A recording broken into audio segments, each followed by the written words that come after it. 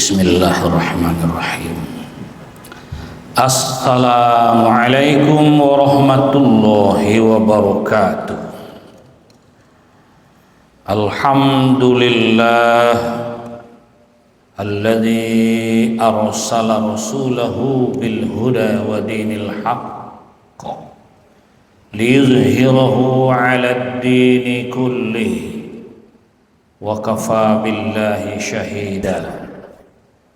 Asyhadu an la ilaha illallah mawalah wa asyhadu anna Muhammadan abduhu wa rasuluh alladzi la nabiyya ba'da amma ba'da. Rabbi shrah li sadri wa yassir li amri wahlul 'uqdatam min lisani yafqahu qawli. Qala Allah fi kitabihil karim wa biqaulihi yahtadil muhtadun. A'udzu billahi minasy syaithanir rajim. Bismillahirrahmanirrahim. Wa'mur ahlaka bis-shalah wastabir 'alaiha. La nas'aluka rizqa nahnu narzuquk wal aqibatu lit taqwa. Shadaqallahul azim.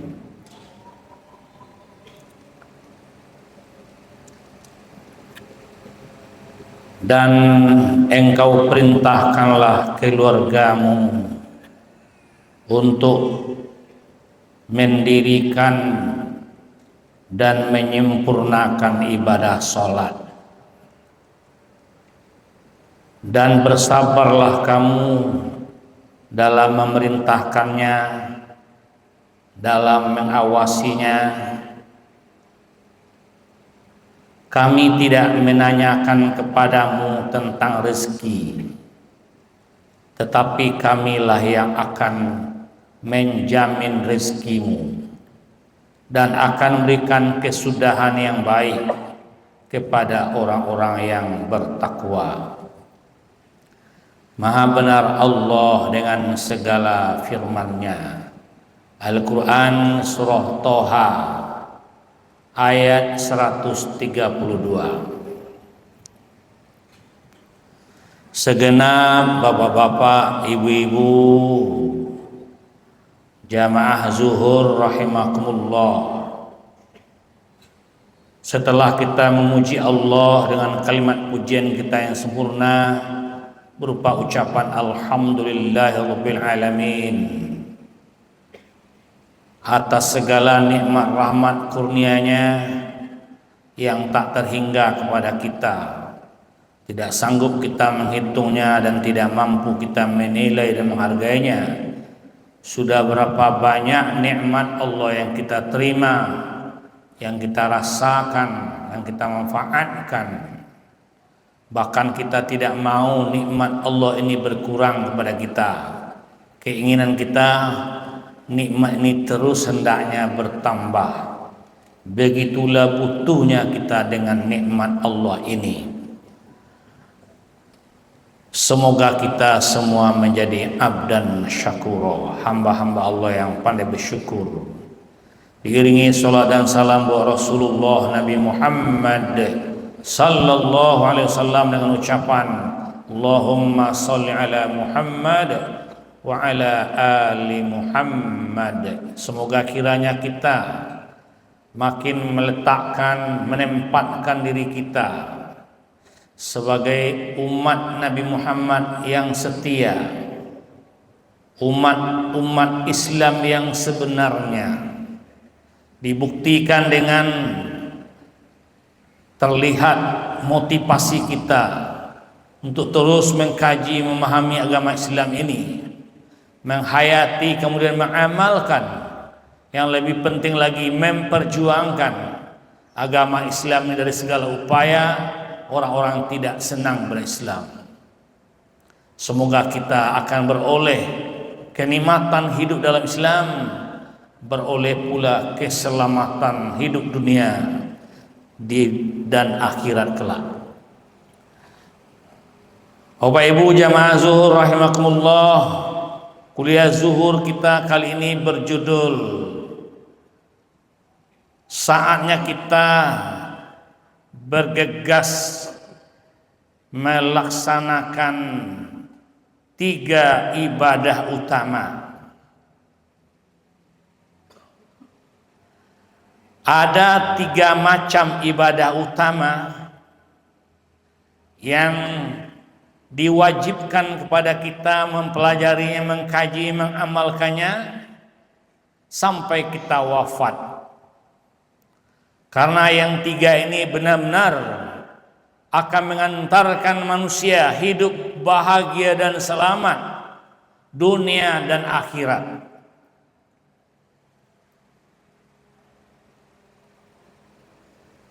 Mana ibadah yang 3 itu Pak Ibu kaum muslimin jamaah zuhur rahimakumullah?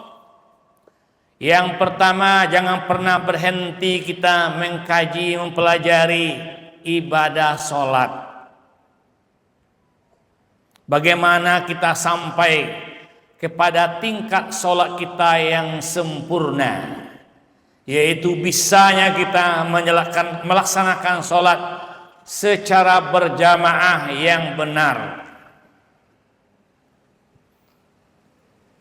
Yang kedua, ibadah yang sangat penting dan besar fadilahnya diwajibkan kepada kita sampai kita wafat, yaitu jangan pernah berhenti kita mengkaji, mempelajari dan membiasakan diri kita membaca Al-Quran sepanjang hari.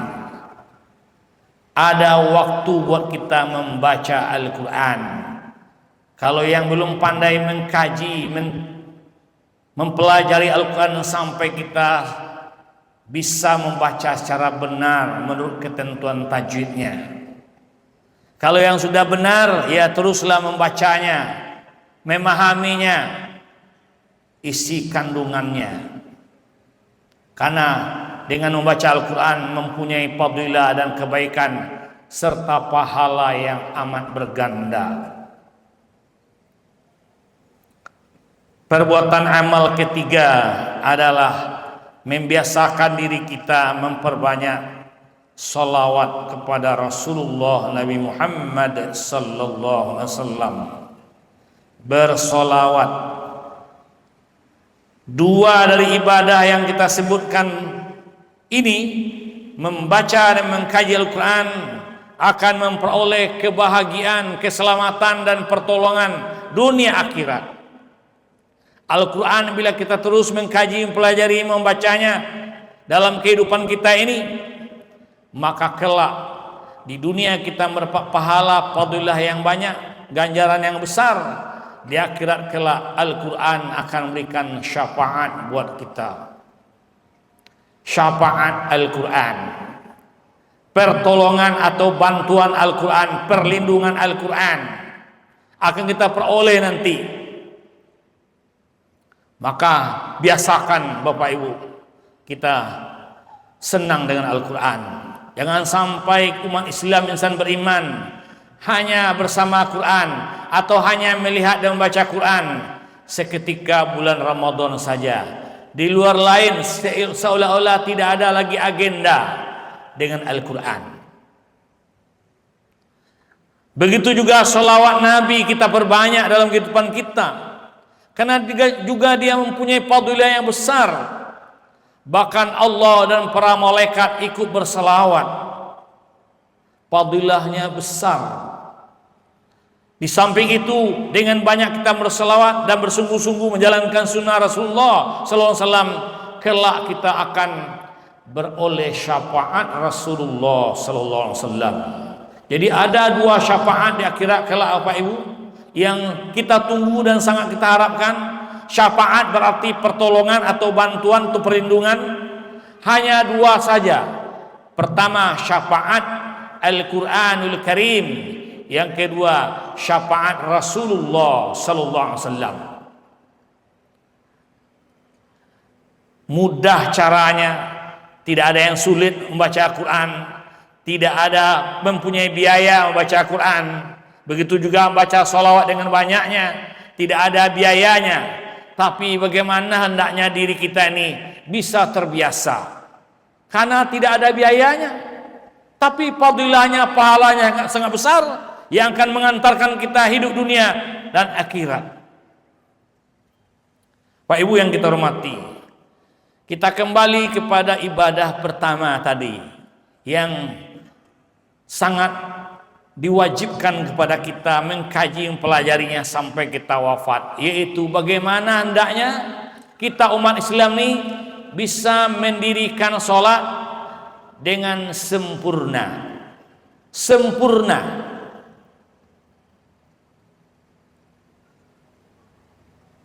Tentu kita bertanya, di mana sih letak kesempurnaan ibadah sholat itu?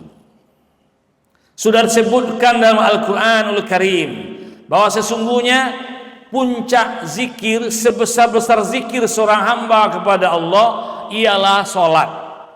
Sedangkan puncak kesempurnaan ibadah sholat kita, Bapak Ibu, ialah dengan berjamaah secara benar. Puncak kesempurnaan ibadah sholat kita, bagaimana kita bisa melaksanakannya berjamaah secara benar. Memang sudah ada umat Islam yang suka berjamaah walaupun jumlahnya masih sedikit dibandingkan banyaknya komunitas umat Islam, tapi yang berjamaah jumlahnya sangat sedikit. Tapi yang sedikit ini juga belum bisa melaksanakan sholat dengan berjamaah yang benar. Betapa orang tidak peduli, Bapak Ibu, sholat berjamaah ini secara benar. Kunci utama sholat berjamaah itu ialah terletak pada shaf yang lurus dan rapat. Coba Bapak Ibu lihat betapa orang tak peduli dengan shaf sholatnya, membiarkan sholatnya renggang, ada celah-celah di antaranya. Padahal itu sangat diingatkan oleh Rasulullah, meluruskan, merapatkan shaf. Sawu sufufakum wa hazu manakibikum, luruskan dan rapatkan shafmu. Lurus, rapat. Bagaimana bisa itu? Berjamaah yang benar.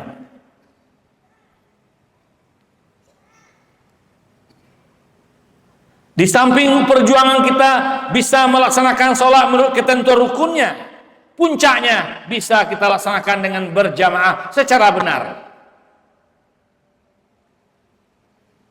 Karena dengan sholat berjamaah yang benar itulah Pak Ibu, harapan dan cita-cita kita mendapatkan kebahagiaan hidup dunia dan akhirat akan tercapai.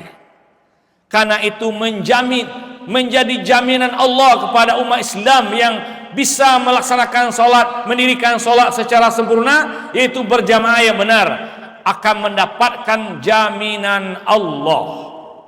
Jaminan Allah akan mereka terima. Apa jaminannya Bapak Ibu? Kalau sudah benar baca sholat umat Islam ini, bacanya sudah tepat, gerakannya sudah benar, cara berjamaahnya sudah benar, maka setidaknya kita akan mendapatkan 5 jaminan Allah. Dan inilah yang akan mengantarkan kita hidup bahagia selamat dunia akhirat. Yang pertama, Allah akan berikan kepada orang itu ketenangan, kenyamanan dalam kehidupannya. Akan Allah berikan hati yang tenang, jiwa yang nyaman. Karena sholat itu merupakan zikir terbesar dalam hidup kita. Artinya orang kalau sudah benar sholatnya Pak Ibu, akan tenang hatinya. Sekiranya ada di antara kita umat Islam yang telah sholat tetapi belum juga jiwa ini nyaman, hati ini tenang, berarti ada bermasalah dengan sholatnya. Alun jule masih gelisah jule, berarti ada masalah. Karena sholat itu zikir terbesar. Karena dengan berzikir itulah kita menjadi tenang. Alladzina amanu wa tatma'innu qulubuhum bi zikrillah. Ala bi zikrillah tatma'innul qulub. Orang-orang yang beriman itu dengan berzikir kepada Allah, hati mereka akan menjadi tenang. Ketahuilah bahwa dengan berzikir kepada Allah itu berupa sholat yang sempurna dengan berjamaah yang benar, hati-hati mereka akan menjadi tenang. Yang kedua, akan terhindar orang itu dari perbuatan keji dan mungkar. Itu jaminan Allah, karena Allah menjadikan sholat sebagai benteng kejahatan. Bila sholatnya tidak benar, insya Allah pelaku sholat, orang-orang memberikan sholat akan terhindar dari perbuatan keji dan mungkar. Tapi lihatlah Bapak Ibu, apa yang terjadi di negeri kita sekarang ini. Sungguh perbuatan keji mungkar semakin merajalela. Maka janganlah kita mencari-cari sebab lain mengapa perbuatan keji mungkar semakin menjadi-jadi. Pembunuhan, perampokan, perzinahan, tawuran pelajar yang terjadi di mana-mana. Tidak saja malam, siang pun terjadi. Bahkan diambil hari Jumat, sudah Jumat mereka tawuran lagi. Pembunuhan tidak bisa lagi kita hindari. Penyebab semua itu terjadi karena orang sudah tidak bisa melaksanakan sholat dengan sempurna, sehingga mereka berbuat keji mungkar. Baru saja Bapak Ibu mendengar berita yang hangat dan mendunia.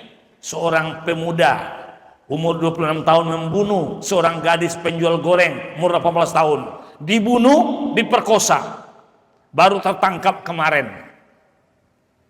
Mengakui dia yang bunuh, dia yang perkosa. Sendiri katanya. Tapi polisi masih mencari. Katanya ada yang saksi menyatakan ada 4 mereka. Pastilah mereka tidak sholat. Bisa berbuat seperti itu, pasti tidak sholat.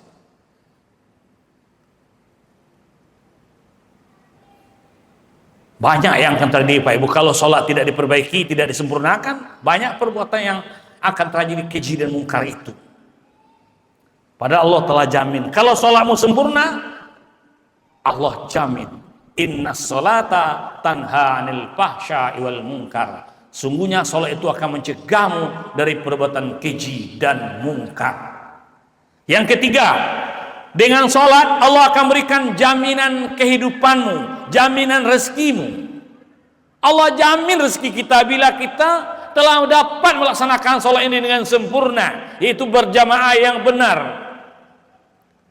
Bacalah firman Allah dalam surat Thaha ayat 132, wa'mur ahlaka bis shalah wastabir 'alaiha la nas'aluka rizqa nahnu narzuquk.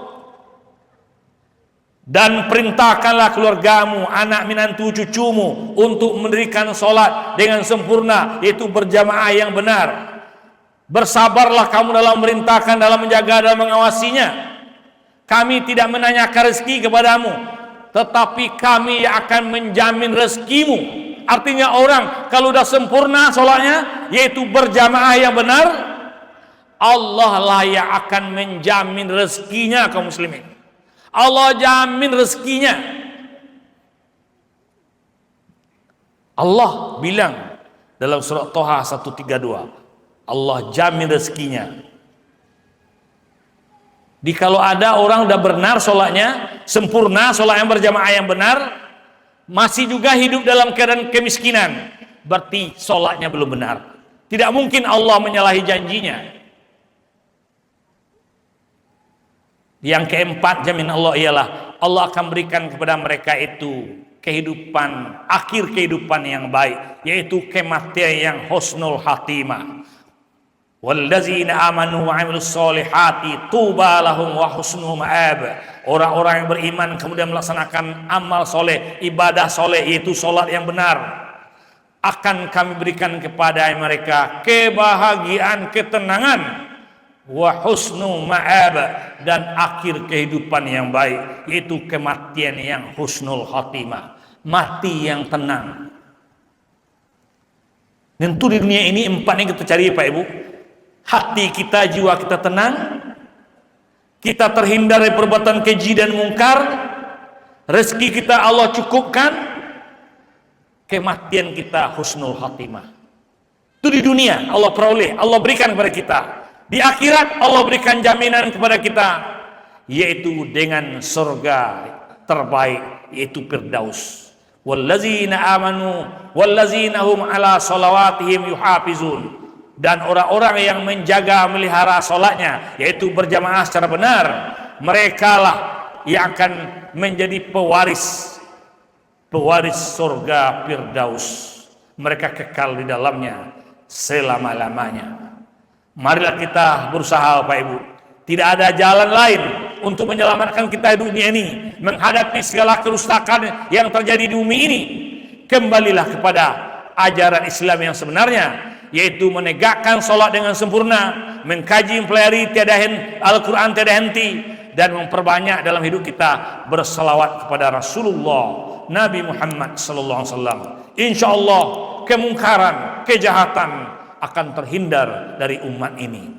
Semoga Allah beri kita petunjuk hidayahnya agar umat Islam kembali ke jalan tauhid, kepada tauhid yang murni sebagai bentuk cinta kita kepada Rasul, cinta kita kepada Islam, sehingga kita berusaha untuk meraih amal yang tiga ini dengan sebaik-baiknya. Sempurnakan kajian sholat kita, pelajaran sholat kita sampai akhir hayat. Jangan pernah berhenti mengkaji mempelajari Al-Quran, membaca Quran sepanjang hayat, dan jangan pernah jemu berselawat kepada Rasulullah Nabi Muhammad sallallahu alaihi wasallam. Camkanlah fa'tabiru ya ulil absar la'allakum turhamun. Banyak maaf. Wabillahi taufiq wal hidayah. Wassalamualaikum warahmatullahi wabarakatuh.